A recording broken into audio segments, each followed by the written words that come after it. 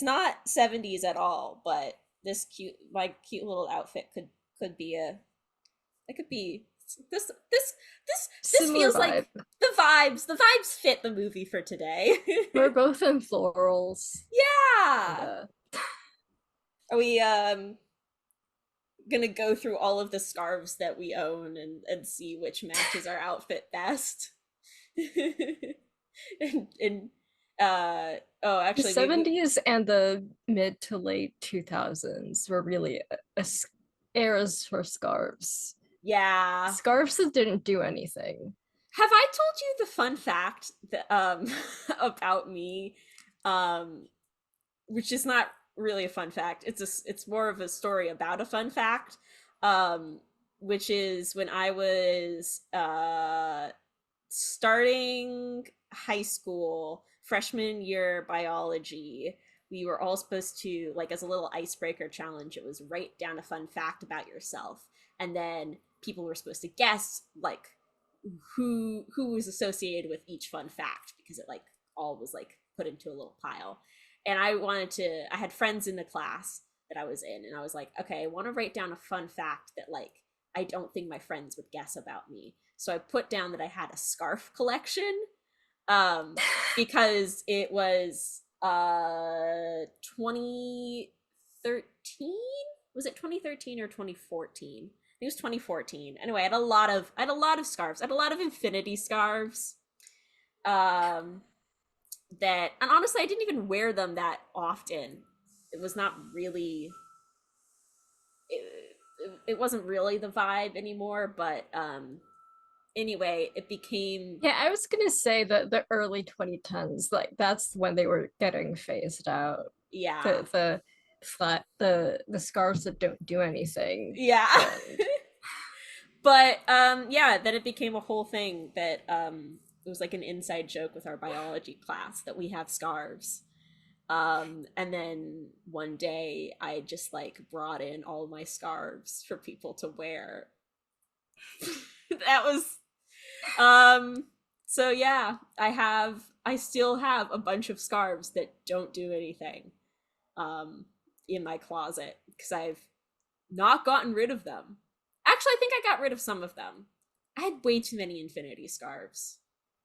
One of these days we're gonna we're gonna get a true like late aughts period piece. Camp late aughts yeah. fashion. Yeah, I feel like we're slowly getting there with Brat Summer. Because Yeah. like it feels like the energy of it feels 2009. Yeah. It feels like 2009. The thing is that a lot of the styles when we were growing up, I think are so ugly. Yeah. So I'm like, I don't even really want to do like Particularly like the peace signs and owls and galaxy. yeah. It's honestly it's really kitsch. Um It's like specifically the period between tween years in middle school yeah. that I think is like particularly weird. But also the mid 2010s are Yeah. bad. Well, but it is also at the same time, it's kind of the last like era where it's like that has a look to it before like true like really like fast fashion like website, like online consumerism, like just And kind of micro trends. yeah, everything like now we don't have like really like one like there are kinds of fashion eras, but it goes by so quickly that it would be hard to do like a very distinct like period piece like very like specific era look for You can right go year now. by year. That's true, that's true. um anyway, we're this has been quite a cold open long ramble. We should get into what we're discussing today. Yeah. What film are we discussing today, Fabiola? Yeah, speaking of scarves, we're talking about The Student Nurses, directed by Stephanie Rothman from 1970, produced by Roger Corman's company, New World Pictures. Kind of inspired by the recent passing of Roger Corman. And be like, oh, it's odd we haven't covered any of the films he produced because he like arguably is one of the most important figures in film history, possibly. Yeah. I mean, yeah, he's up there. Just with the Yeah, sheer amount of influence that he has and number of things that he produced. yeah, like Um, without him, we wouldn't really have like the low budget B movie, nor would we have. And here's a list from the source I have.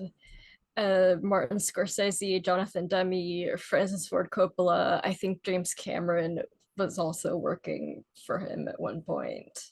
yeah. Like they all got their start working for Roger Corman. I think also Steven Spielberg. Yeah. Basically, all of the greats would not be the greats without Roger Corman. Yeah. But this is also, as we said, this is directed and had the story by Stephanie Rothman. This isn't, wait, this isn't the first female director we've had. No, definitely not, I think so. because Debs had a female director. But anyway, this is it. I only really skimmed her Wikipedia page, but I'm like, damn, she sounds really cool. And did a lot of these did a lot of exploitation films. Um which this film is like kind of started the nurse exploitation like Yeah. subgenre. Yeah, there are many subgenres within exploitation, and like this kind of intersects both the nurse genre and the what I'd like to call the PSA genre. Oh, like is that Because like technically Reefer Madness from the 1930s or early 40s is a PSA, yeah, but like it's remembered also as an exploitation film. yeah. Well, but this one, I mean, this doesn't feel like preachy or like having a huge The message. the thing that gives me the PSA vibe is about how it's kind of about everything.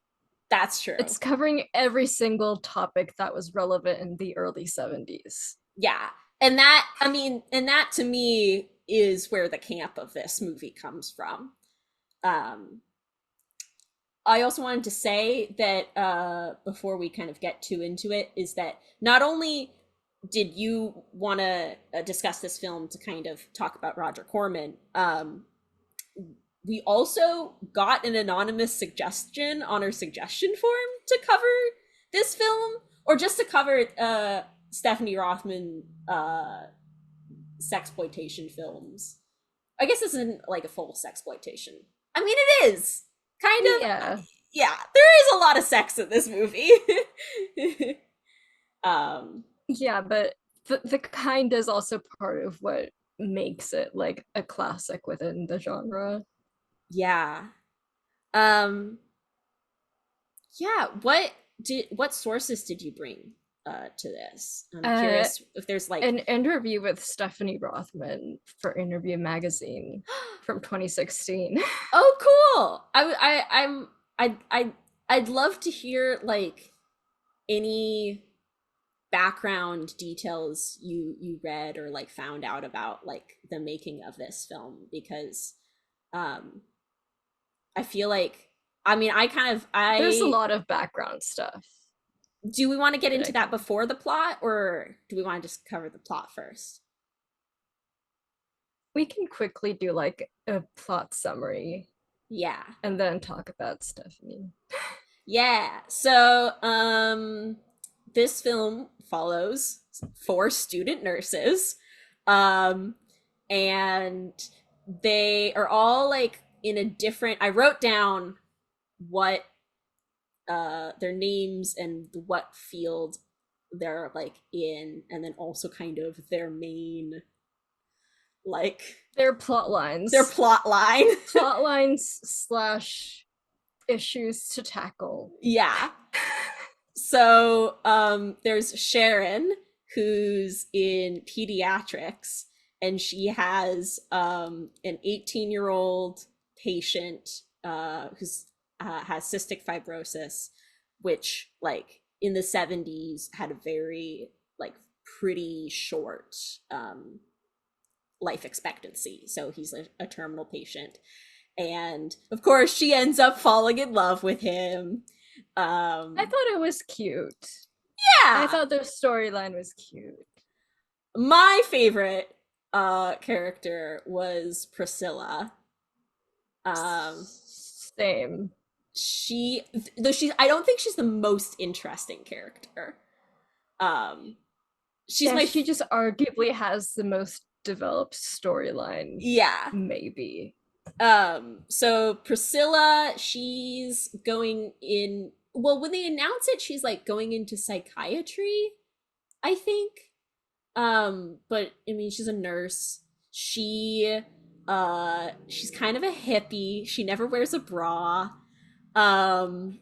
She like meets this guy Les, who has a motorcycle, and he's a drug dealer, and he's a vegetarian, and you know, is like lives organic and stuff, and she like sleeps with him. They try LSD during an acid trip. Yeah. Important 70s detail. Yeah, and then he leaves her, and she's pregnant and has to get an abortion. And also it like, and who administers the abortion?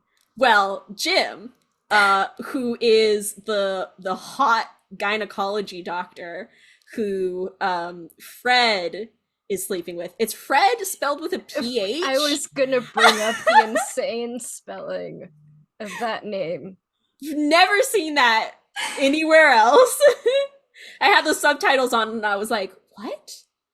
I was like checking IMDb in the middle of the movie so I could better keep track of the characters' names, and I saw that one name and stopped for a moment. Yeah.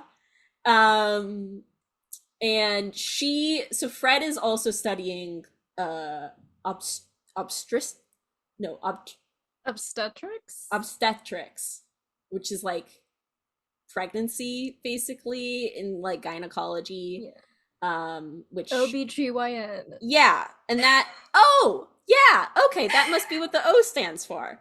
And yeah, and so she's like sleeping with Jim.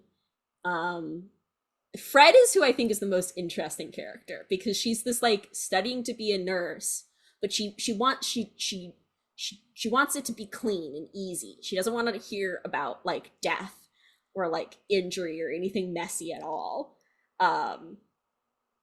She's like an interesting character I want to get into later. But I also liked Jim. Yeah, I mean, he's hot.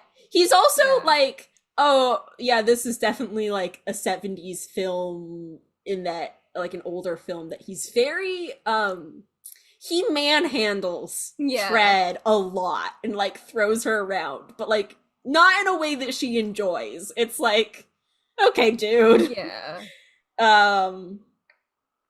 Oh, and then our final fourth character is Lynn, and she's in public health, and she ends up like becoming a revolutionary kind of. There's like a group of like Mexican activists. It's all very vague too, which is another thing about this film, that is like they hate the police, and you know, they're trying to help their community, which is like all very you know, very well and good. But it's also just kind of like it's not specific at all about any demands or any of the issues that they actually have. It's kind of just like, we hate the police and we have guns. A shootout at the climax of the movie. Yeah. But Lynn has a nice little arc where she goes from being like, you know, not wanting to get involved at all to being like, I'm not gonna wear my nurse's uniform to graduation. I'm gonna go work on the streets and I have a gun in my car and I'm cool. People have been coming to the hospitals, but the hospitals need to go to the people.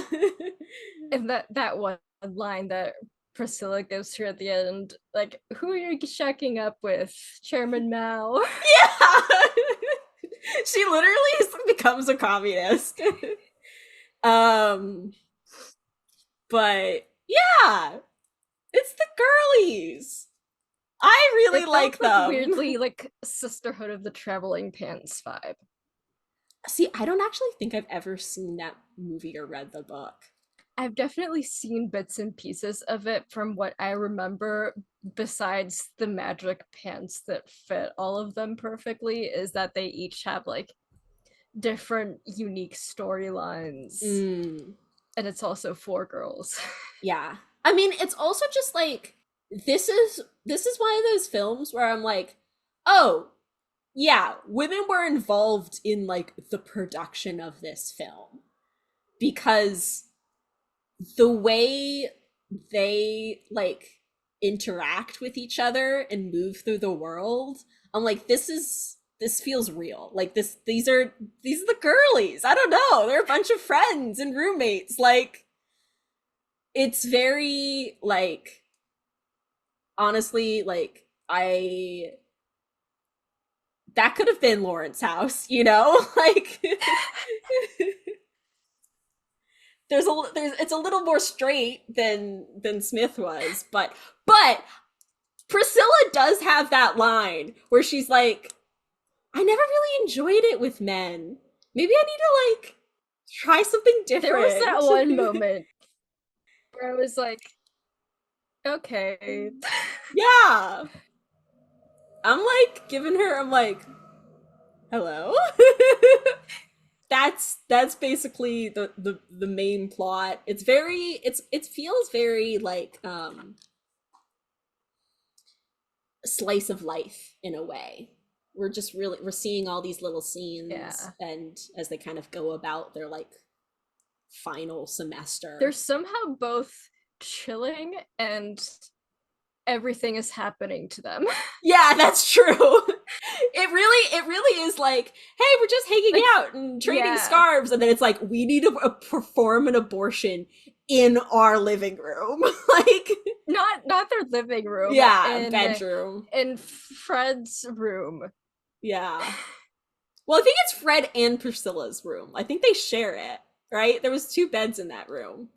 But it was in Fred's bed for some reason. Yeah. Yeah, it's like, one moment it's like, oh, it's 11. People are playing music and like chilling in the park. Next moment People it's like, hanging out in the park and listening to music. It's very lo-fi beats to study to. Yeah, and then the next moment there's a shootout. Violent shootout. Yeah. Police officers and people are dying, and yeah. Lynn has to take a bullet out of someone's arm, even though she hasn't even graduated from nursing school and is not in a sanitary environment. She just has to do it. Yeah. In this random building. Yeah. How is he? It's still in there. You've got to get him to a hospital. Look, man, the man's got a cop's bullet in him. You want to take him to the hospital, huh? So what, so we'll go to jail? It's a bad wound. He needs a doctor. All he needs is somebody to take it out. Well, I'm not qualified. Well, you're more qualified than any one of us. I won't do it. I'm not going to take the risk. Okay, then you better leave. Because we don't want any halfway people around here. Either you're with us or you're against us. All right, Victor. I need some Boiling water, I guess, and liquor, unless somebody has some morphine. One of the things that really encapsulates this movie is basically the first 5 minutes of it, where the opening is like this very fun vibe of the girls just driving around on their way to nursing school. And then immediately after, Sharon, it was Sharon, right? It was that one. I think so. Immediately after, Sharon also almost gets sexually assaulted. Yeah. The first scene in the hospital is this like violent patient. Scary man. Yeah. Visibly scary man. Everything, it feels very sensationalized, I feel like, is a good word for this film. And that's what exploitation film is. Yeah. And in a way, like, I think we had this kind of conversation when we discussed Coffee with and like how exploitation films are camp. But it's like, if an aspect of camp is like things not being what they are, or like things in quotations, like exploitation films then are inherently camp because it's like all of these topics are exaggerated to the most, like, you know, sensational, like big headline, like, you know, like the priority is never the plot or characters, it's what's happening to the plot and to the characters. And it's like, this is something you'd see in the news. It's you know, isn't this so, you know, isn't it crazy that this is all something this is they happening? Don't want you to know or don't want you to see. I guess it's not really what's in the news, it's what they don't want you to know about. It's you know, it's everything taboo that gets whispered about. Here's it in full color. They're doing LSD and having sex on the beach. Did you know your nurse might be taking LSD and doing sex on the beach? And on a motorcycle. Yeah. Don't forget the motorcycles. The early 70s were like a big moment in motorcycles. Easy Rider came out in 68. Yeah, Easy Rider was like the beginning and the motorcycle movie. Yeah. Have you seen Easy Rider? Short era of more. I haven't yet, but I know it's like a massive deal in film, and I'm pretty sure is technically an exploitation film. I think it is. I watched it in high school because I had a class that was literally all about the year 1968. It was a history class, but like, you know, it was also kind of a cultural studies class. It was a really interesting history class. But anyway, I watched Easy Rider, and I remember being like, what the fuck? I don't really remember anything except the ending, and I'm pretty sure they like explode. It's like really weird. But what I know about that movie is a lot of motorcycle riding, the guys hanging out, and then they all die. Yeah. I'm pretty sure there's some trippy drug scenes in that movie too. Most likely. It was the late 60s. Yeah. So okay. What is the production history of this movie? So first I wanted to cover some Stephanie Rothman history. Yes! She was the first woman awarded the Directors Guild of America Fellowship while studying at the University of Southern California. So she's already making history. And she broke into the business after Roger Corman recruited her to be his assistant at American International Pictures. And her solo directorial debut, a musical beach blanket romp spiked with feminist subtext, It's a Bikini World from 1967, was an early indicator of the style that would come to define Rothman's later work, including Student Nurses, a bait and switch with a traditional exploitation formula stacked with fleshed out characters, topical social consciousness, and an uncompromising feminist agenda. That is something that I was gonna say earlier when we were talking about exploitation films in relation to this film, is that it does feel like the characters are just a little bit more fleshed out and a little less caricature-y. And it's like the small scenes again, like it's like just them living together and like Also the friends. scene where Priscilla is at like the psychologist to like get the like medical approval to have an abortion. God. Yeah. It was, if 1970, it was still pretty taboo to talk about abortion, right? I'm pretty sure it was pre Roe v. Wade. I think Roe v. Wade was 72. Yeah. It's very, I mean, it's incredibly feminist in the sense that it's like, yeah, these women are having sex, and they even say like, you know, she was on the pill but forgot to take it and so ended up being pregnant, and like having a very frank discussion about like, okay, well, what do you want to do, what's best for you, how do you know, continue to pursue your education and like be healthy and happy, and it's showing the barriers to her getting that access to healthcare that she wants, and then having the friends, you know, come together and be like, well, no, we're gonna make sure. Most of her friends. Yeah, well, but Fred wasn't even upset at Priscilla. Fred was just upset that like Jim was being a doctor. Like, she was upset that Jim was doing his job. Yeah, she was upset that Jim was doing her job because Fred is such an interesting character because she's literally studying to be a nurse, but doesn't want, like, she rejects the idea that healthcare has risks associated with it. Like, she just doesn't want to acknowledge that. It's like, girl! The abortionist, I presume? That's me. You're not going up there. Nobody's gonna get their inside scraped in my bedroom. Fred, have a little sense. You could lose your license if they hear about this. Who's gonna tell him? Press! Are you gonna let this bastard kill your baby? Get the hell out of my way. Not in my bedroom, not in my bed. You go do your butchering somewhere else. No!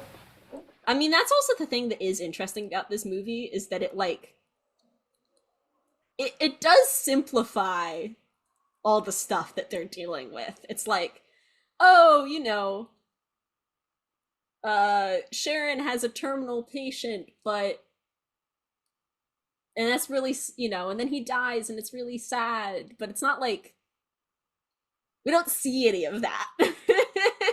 It's just kind of like, yeah, he's there one moment and then, oh, his room is made up and clean and he's passed, and it's just like, no, first she goes back to where she left him with another nurse and they're gone. Yeah. And like the moment she was like, hey, can you watch him while I go hang out with the girlies? I was like, oh, something's gonna happen to him. Yeah. Yeah. Also, it probably, you know, it would have made sense that something happened with him because literally the night before was when they finally slept together. So like, that's the arc's over. Also, they've been saying that like he's like well past the year where they thought he was going to die. Yeah.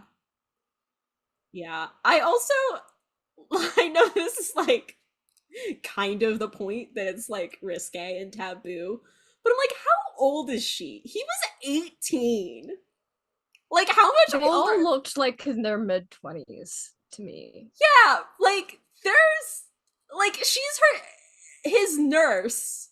He's like 18. He's like still a kid. There's just like, they're in med school, and from what I've seen, unlike a lot of other graduate programs, med students tend to like go directly into med school after graduating undergrad.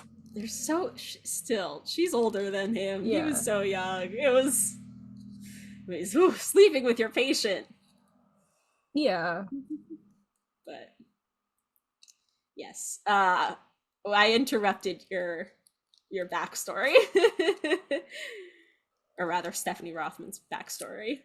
So it keeps saying here, Rothman's promise was halted, frustratingly so, by a male-run industry unconvinced of female talent. Many of the directors who cut their teeth in Corman's Image Factory, be it Martin Scorsese, Jonathan Demme, or Francis Ford Coppola, leveled up to mainstream Hollywood success and auteur's bona fides. But Rothman stalled with her final directorial credit, another exploitation picture, The Working Girls, which was released in 1974. It's not as if she wasn't taking meetings with major studios, spearheading writing projects, or considering working in Europe. She was. The Hollywood system as it was, and as it still is to a certain extent today, failed her. Yeah. Yeah. But at Gosh. least she has a legacy. She does. I'm really excited to watch more. We're talking about her film. Yeah. That has to mean something. Well, and like, you know, it she didn't, she only got so far, but at least she did, at least she did, like, she was brought into New World. Was the production company, Yeah. right? Yeah, like, Yeah. She was like, she did get to direct and spearhead her own films, and yeah, I mean, it's really, it's interesting to think about, like, when in Hollywood history did female auteurs, kind of become accepted? Because I feel like barely now. Yeah, like, there's like, and one of them is Sofia Coppola, who as much as I love her work, I do have like her big archive book, which is amazing. It's pure Would nepotism. She be Sofia Coppola without Francis Ford Coppola? Yeah. Yeah. And I mean, there's also, like, gosh, one thing to think about in terms of, like, how Hollywood productions have changed and stuff is that now, for all directors, but I mean, I think women and other minority directors get the worst of this, is that, they make one or two indie films and then get tapped to work a big budget Marvel or something like that. Yeah, which they have like no creative control over. Yeah. Meanwhile, like, we don't have the new, like, something like New World really anymore, where it's like, oh, okay, here's some budget to make some B movies, some exploitation films, and just like make like mid-level stuff that is, you have complete creative control over. And mid-level, I mean not quality, but like budget. Yeah.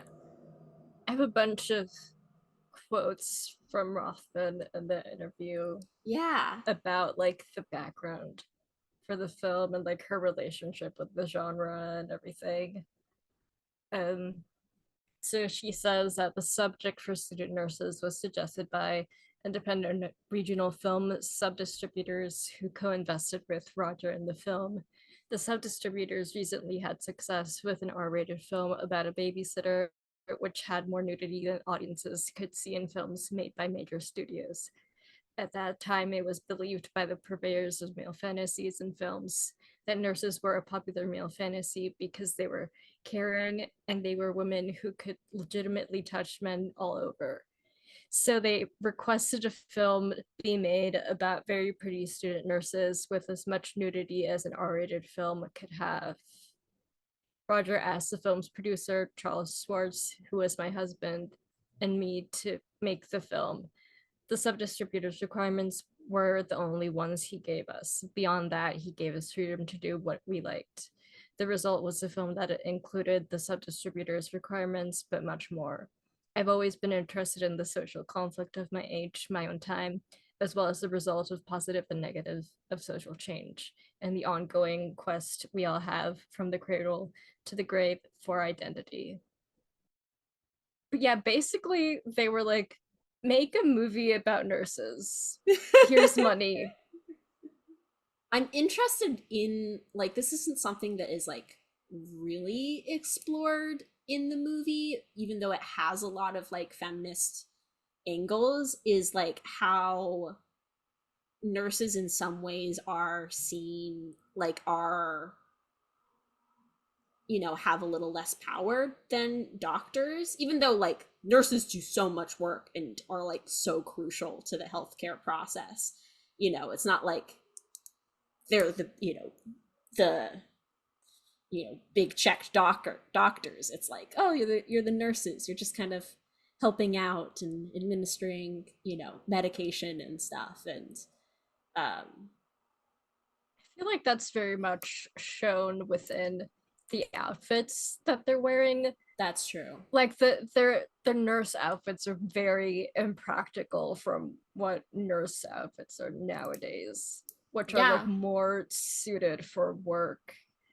I mean, that's part of the whole, like, you know, there's an aesthetic that's kind of, you know, I don't know. I mean, that's like when it's nurses are sexualized now. That was the vibe. That's it's a little nurse uniform. It's not scrubs. Yeah.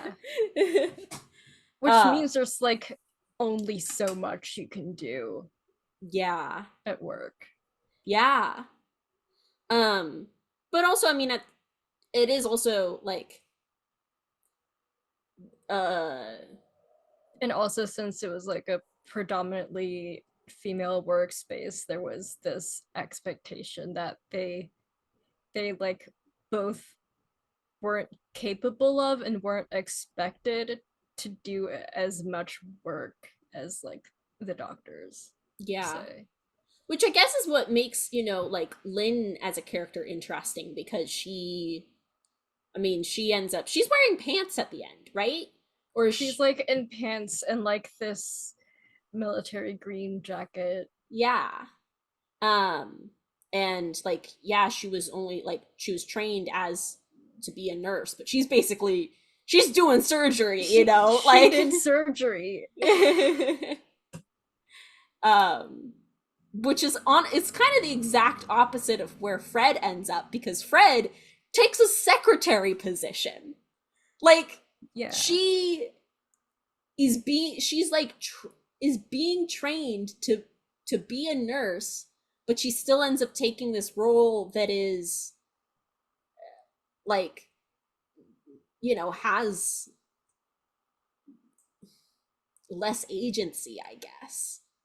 It's also like clearly a result of her like fully realizing that she's not exactly built for being a nurse or being as close to like doctors and medical work as she thought she was. Yeah. So she was like, this is what's best for me. Yeah, and I guess even it's also, though it's like this like job with less agency, like the pros and cons for her. It is also true that like the film doesn't shame or judge any of the women for any of the choices that they make.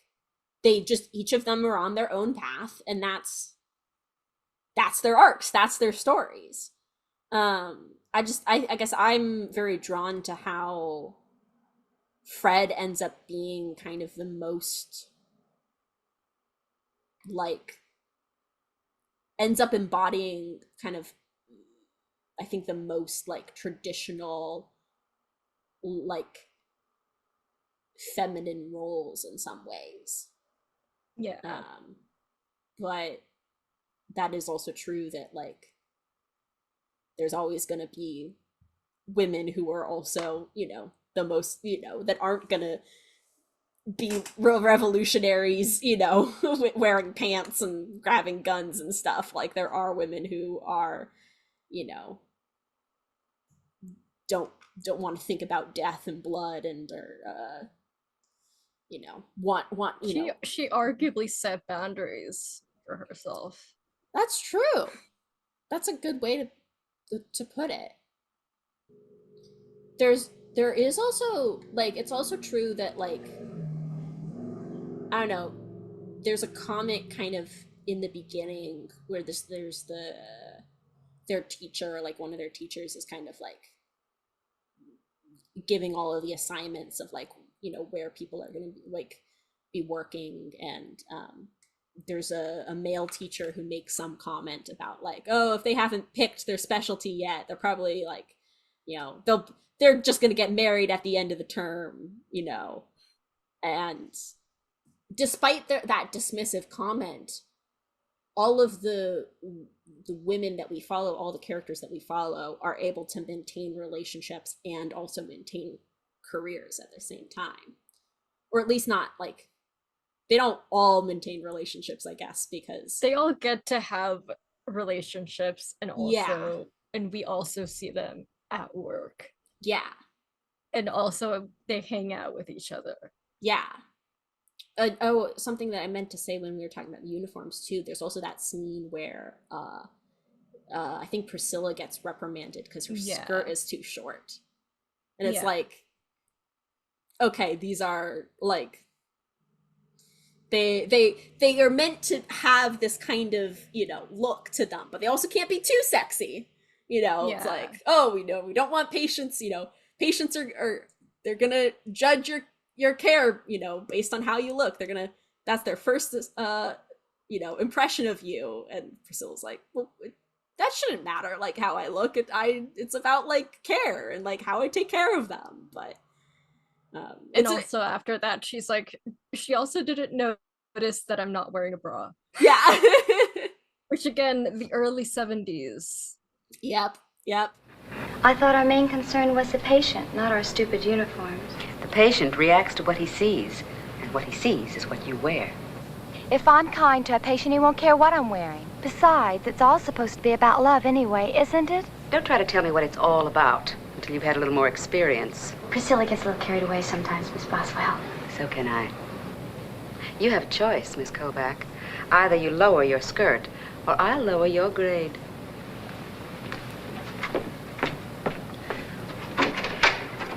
Old Hawkeye blows her cork over my skirt, but doesn't notice I never wear a bra. Never? Never. Every single second of this film is the early 70s. Yeah. It's crazy.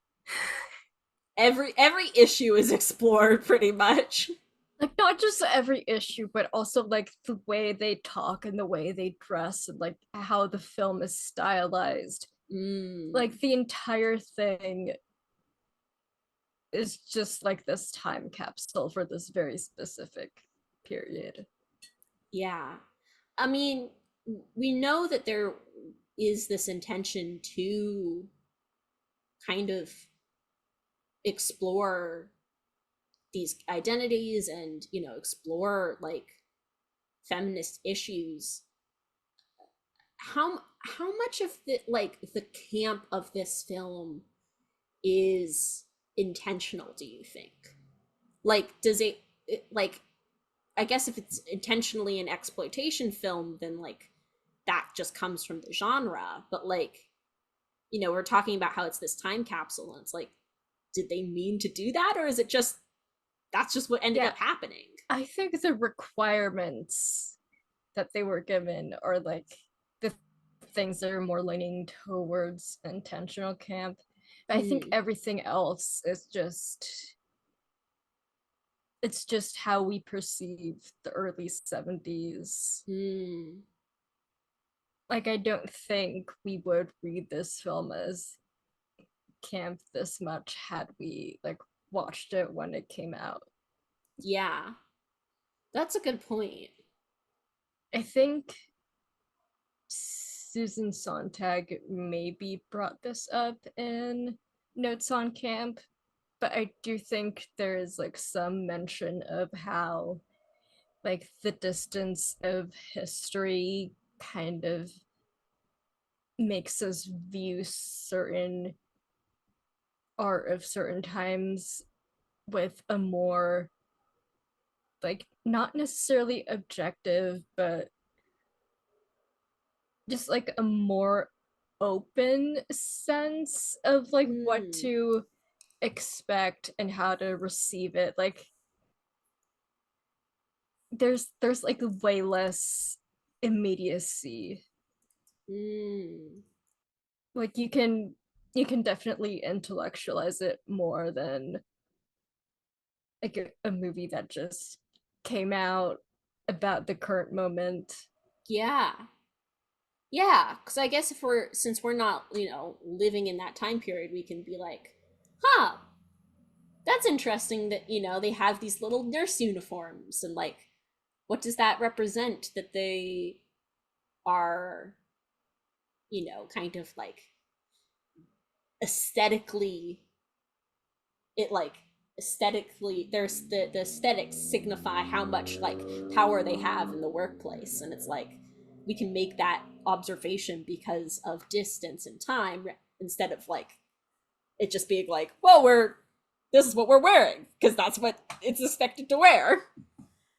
I mean, maybe they were having those conversations then too, but yeah, like even though like today we think we have like this grasp on current events and current trends, but like even a few weeks or months or years later you realize that no, we didn't. Like it just reminds me of when we rewatched Assassination Nation 4 years after we watched it, and we're like, oh, this is 2018. Yeah. Well, I mean, it's not even that film is so post-Trump. Like you can just but yeah. Like with the distance, you can definitely like realize and read more things into it than like the immediate response to it. And I feel like that's what makes a lot of this film camp. And also like it kind of does really mark the beginning of the 70s. Like this was literally 1970, and so much of this film is like relevant to the rest of that decade, so it feels particularly like a time capsule. Yeah. That like you can't really recreate in a way. Like it's just so organic that it feels artificial with how topical and trendy this movie is. Yeah. It's so organic that it loops right around to being almost like a parody of the 70s and film trends of the 70s and just the 70s. Yeah, that's a good way of putting it. Yeah, I found it interesting that it's like so casual that Sharon is going to Vietnam to help out as a nurse. It's just like, oh yeah, that's where I'm going, and I'm like, yeah. It's like about time they mentioned Vietnam. That was the one thing about the 70s that had not been brought up yet. They brought it up. Yeah. This was also just a few years before the gas crisis, so I can excuse the not mentioning the gas crisis. Yeah. Also a few years before, I think it was a few years before Watergate. Yeah. Watergate was like shortly after this, which also would have been mentioned. Like these are the 70s bullet points. Yeah, Watergate was 72 to 74. Yeah, it's like it's that like right, it's honestly, to me, it feels more late 60s than 70s, just because it's right on It was that released turning exactly point in there. 1970. Yeah. um But yeah, a lot of the late 60s were very much the birth of the 70s. yeah.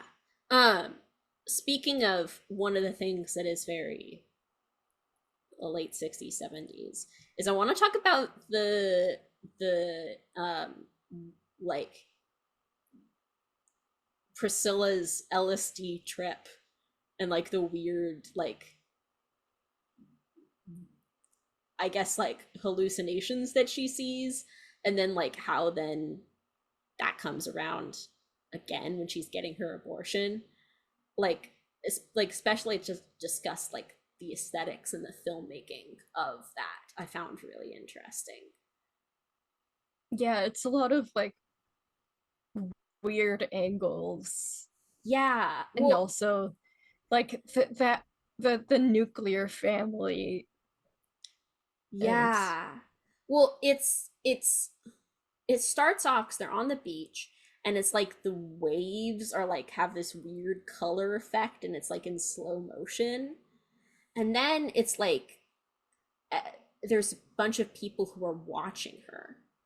There's like, she yeah, thinks she sees a police officer, and then she thinks she sees these surfers, and then she thinks she sees like her friends, and I think even like other doctors at yeah, from the hospital, and they're all watching her while she's having sex.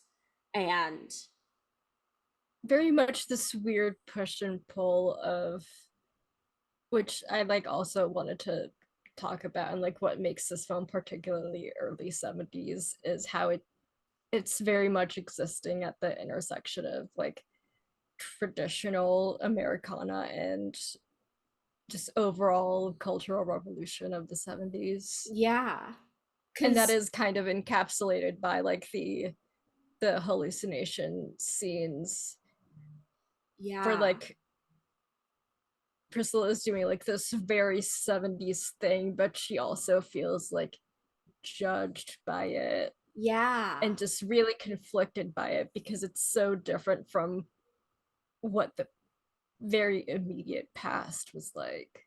yeah, yeah. And I just like, it's yeah, it's just so interesting to like,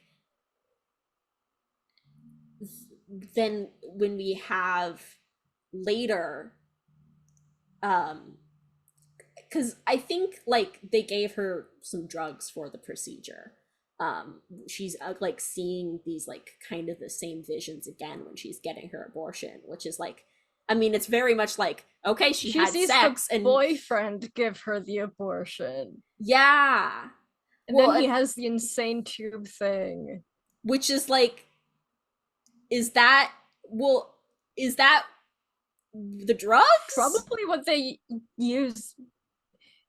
What I thought it was like one of the instruments that they used back in the day. I think that was, no, because I think, I don't know. It was weird, but I think it was because what it was is that it wasn't like tabs or anything. Like what they did is that they were drinking like this like orange liquid, and then that's how they got high.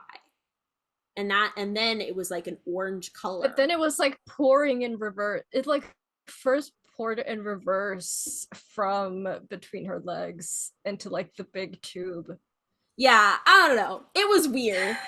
Um but it's interesting because it's like, okay, we have this moment, and then we have this like, she has sex, and then it's like the consequences of her having sex is like needing this abortion, and both times it's feeling like, she feels like she's being watched by all these people, but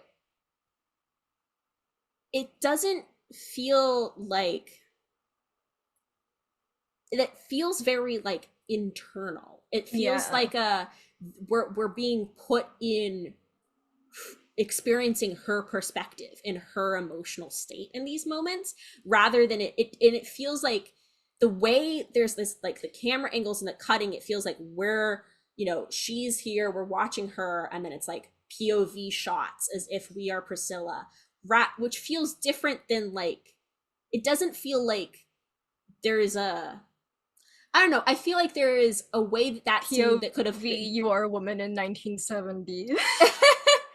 But I feel like there's a way that scene could have been done where it felt like this, like, shame was put on us as a viewer, and it doesn't really feel it, that, we were talking about earlier, like, is there a PSA element of this film? And to me, like, it doesn't feel PSA. When there could have been a version of it that was that, but it feels much more like this is just the character and this is, like, this individual story to me. Also, probably because the other, like, editing choice that gets made is at the start of the abortion, it's intercut with Fred having sex. Which is like, it's like, even though there's this, like, oh, she has to, it's like, it's both of them are acts of agency that these women are taking. Fred isn't being judged for having sex, and Priscilla isn't being judged for having an abortion either. Literally all her friends are there. Yeah. Supporting her. And Jim. Jim's a friend. He's not one of the girlies, but he can hang. He's an ally. Yeah. Yeah. But yeah, I do think it's really, speaking of Jim, I think that first sex scene between him and, well, I guess you think it's between Jim and Fred, but it turns out to be between Jim's roommate and Fred. Is so funny. That's probably that's the moment that is most like a sexualization of their profession, because he's like, I'm gonna wear my stethoscope, and then, like, we in the dark, she's like, help, I'm having an emergency, I need to be taken care of. And then when they're, like, talking after that incident, he was like, I told you I would be wearing my stethoscope, and she's like, I don't know how to tell them apart, they're just stethoscopes. Yeah. What makes your stethoscope specifically yours? Yeah. How can I thank you? One way would be to work as hard as you can to be a good nurse. I'm doing that. What's the other way? We can be friends. Then we should do something to cement our relationship. How about dinner? Fine. Why don't you meet me in my place? The Montrose Apartments on Montrose and Pierce. My name is on the mailbox. How will I recognize you? I'll be wearing my stethoscope.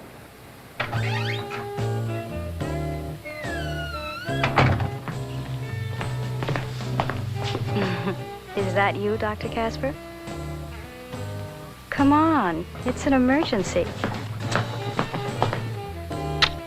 Hurry up or I'll start without you. But yeah, I feel like this kind of leads us into her comments about, like, exploitation film and, like, being labeled as an exploitation filmmaker. Oh, yeah. And she says, well, I naively thought I was making a low-budget movie, but when the film came out, the Daily Variety reviewer at the time, who was named Art Murphy, described it as an exploitation film. I had never heard that term before. Roger never used it. So that's how I learned that I had made an exploitation film. Then I went out and did some research to find out exactly what exploitation films were, their history, and so forth.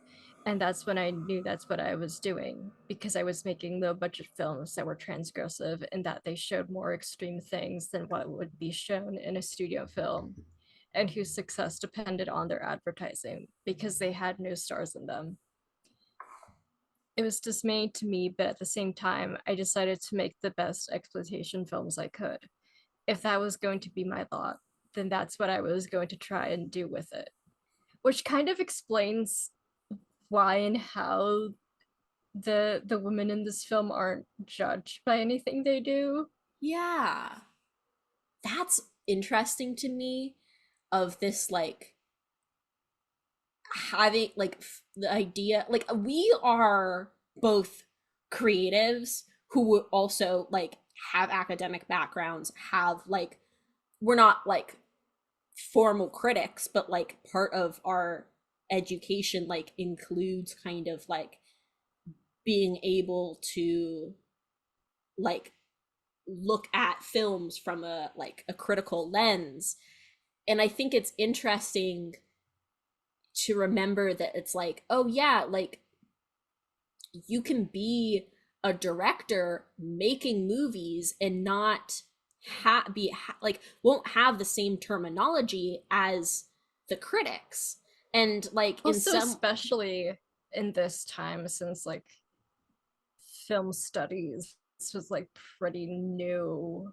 yeah, but it, So like directors wouldn't really have like the access or terminology of like academic filmmaking as they probably would nowadays. yeah. And I don't know, I think it's interesting, like we, at many points on this show, you know, there's been stuff that we've looked at that the filmmakers have sworn their work isn't camp, and we're like, no, it's camp, you know. Like, so I do think it's like critics can absolutely look at a piece of media and be like, it's this, it fits into this genre or this aesthetic that the director wouldn't, you know, wouldn't agree with. But I also think it's interesting to kind of like ask why something might be called like an exploitation film, you know. And like, I don't know, like it's, I do think that The Student Nurses is an exploitation film, and like, you know, Yeah, and obviously, I do think it's interesting that like unlike the like usual other directors, that like when they hear a term being attributed to their work, they're like, no, it's not. But she was like, she like did her research and it was like, okay, yeah, that is the kind of film that we're making here. yeah. But I also think that it's like, I feel like it's also worth it to be like, okay, how does her work fit into that genre, but also how does she do it differently, you know? And like, um I don't know, I think I just, I wonder how, I wonder if it was a male director, would her work still be called an exploitation film? Probably. But like, if she had a different budget, would it still be called an I feel like exploitation if this film? was made by a male director, it would be slightly different in terms of like the storylines and the script. True, but like, I guess I'm trying to make the point that like, I think it's interesting, you know, how much of how we label a film, how much of that comes from the film, or how much of that comes from the perceptions that we have about a film's production. And like, if it had a slightly different like production, would it just be called a transgressive film, you know? Because I feel like there's a kind of, there's a difference in the tone, in the perception of different kinds of films. And like, we love trash here, we love low budget stuff, but I do think that like a critic being like, oh, it's an exploitation film, you know, that has a slightly different connotation to if a director is like, oh, this is an auteur filmmaker making a transgressive work, you know? Yeah. I feel like at least in this case, it's a mix of both. Like, since it's coming from a Roger Corman production house, Yeah. like it kind of automatically is, at least within this period of filmmaking. But also there are like certain scenes that are, I feel like one of the elements that makes something an exploitation film is like cash grabbiness. And like, I don't mean that as a negative, but as a what can we do in this film with a very low budget, with no stars? Yeah. What can we possibly do that would get a profit? And it is true And that, that's where all the transgressive elements come in. well, and like you said too, like the prompt was, we think, men find nurses hot. Yeah. Can you make a film about nurses? Yeah. Like that is another, true. Another hallmark of exploitation film is how the concept and the title come first, and then the script happens. Yeah. But yeah, one of the big tells for what makes something an exploitation film is the script revolving around the title. Yeah. Yeah. And not the title coming organically from the script. Was there anything in the piece that you read that discussed the Velvet Vampire at all? A bit. Because she also talks a bit more about her other work in the genre. I really want to watch that film now after this, because I love lesbian vampires. Yeah, and she talks a bit more like as we were talking about right now, like how a lot of one of the hallmarks of exploitation film is the requirements and the things built in, and then you can do whatever you want. Mm-hmm. And she talks, when the scripts were written, it was built in. Was I thrilled with doing that? Usually not, but that's what was required, so that's what I did. Now, of course, in a film like Terminal Island from 1973, practically the whole film involves violence because the subject matter is violent people. I accept that. I recognize that if I was going to make films and I was going to make them for the market, I was making them for it. I wanted to make films very much, and that's what I needed to do. What I needed to do was try to refine that and give it some meaning beyond the violence itself or beyond the nudity itself. In that sense, I tried very hard not to make it exploitative. And then she goes on about her post-Velvet Vampire career. Yeah, what did she, because her last film was in the 70s. Did she, what she says, well, first of all, I couldn't get any work in television. No one would even meet me, and I had very good agents. When it came to feature films, I was once invited by an executive at MGM to go and meet her, which was in the days where there were very few female filmmakers at all. I went and met her, and she said to me, we were in a story meeting yesterday. We're getting a new script ready for our first time director who we want to use, and we were talking about the fact that we would like it to be a vampire film. Something, like the Velvet Vampire that Stephanie Rothman made. My response when I heard that was, well, if you want a vampire film like Stephanie Rothman made, why don't you get Stephanie Rothman? Yeah. Yeah. Damn. Is she isn't still alive, is she? She is still alive. She is? I checked right before the recording. Because this interview is almost 10 years old.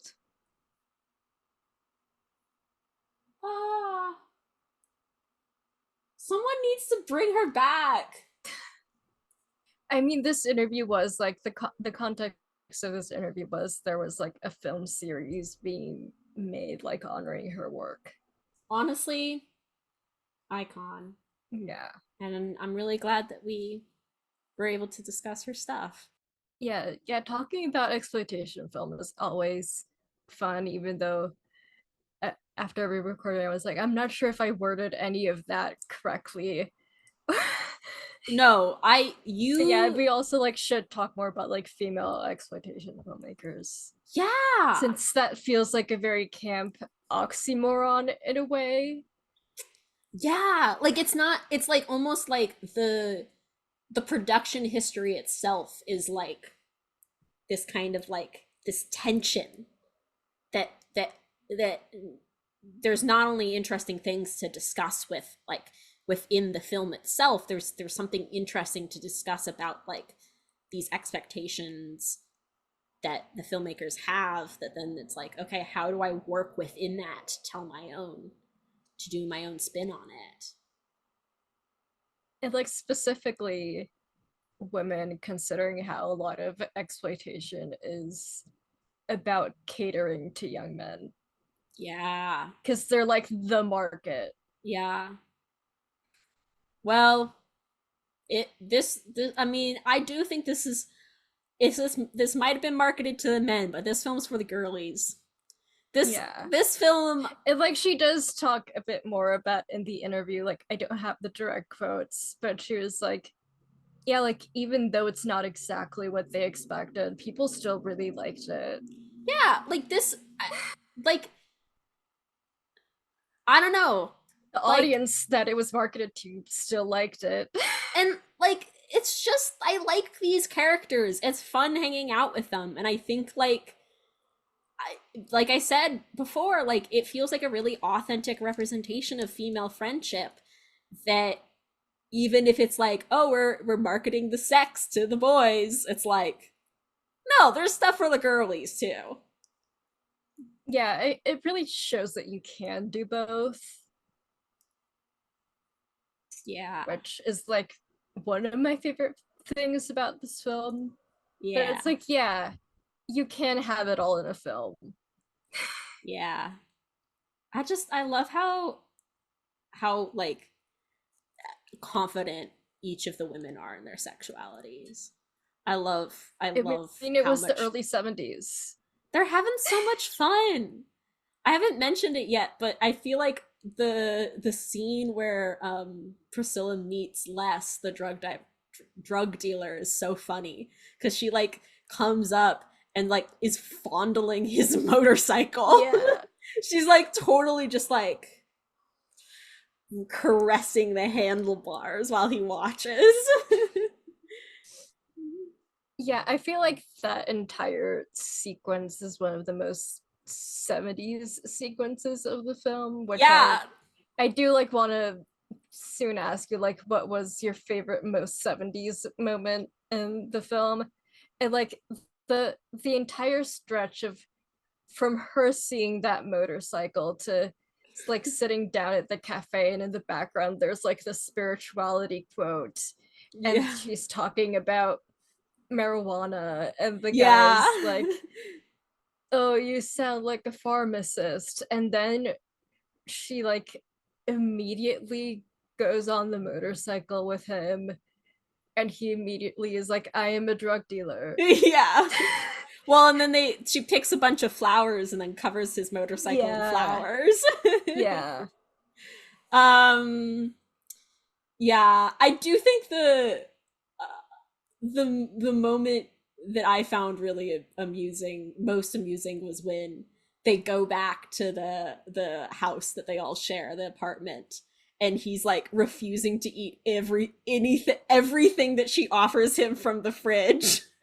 He's like, oh, I'm a vegetarian. Oh, is that organic? She's also like, why are you so about like everything in your body needs to be organic, and yet you take drugs? Yeah. Which is still like a question people ask nowadays. Yeah. I also think it's that, like, that's another moment where I'm just like, this is just like a good little, like, this is just such a fun arrangement of all the people in this house, because like Jim and Fred were trying to make out on the sofa, and like Jim's overhearing this guy being like, that stuff can kill you, and he's like, I'm a doctor, you need to eat so many peaches for that to actually kill you, shut up. That felt like such a real doctor moment. Yeah.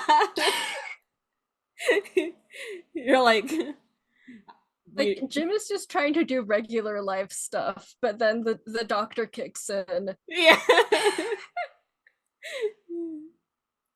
Yeah. Did you already say like your favorite 70s moment? It's the lovin', for sure. Les just has a kitten at one point. The lo-fi beats to study to scene. Yeah. And like she's wearing a fringe shirt and Yeah. everything. And you can tell she's not wearing a bra. When I saw you messing around with my bike, I knew it. You're looking very hard to find something. So? So you found it. So tell me what it is. Me.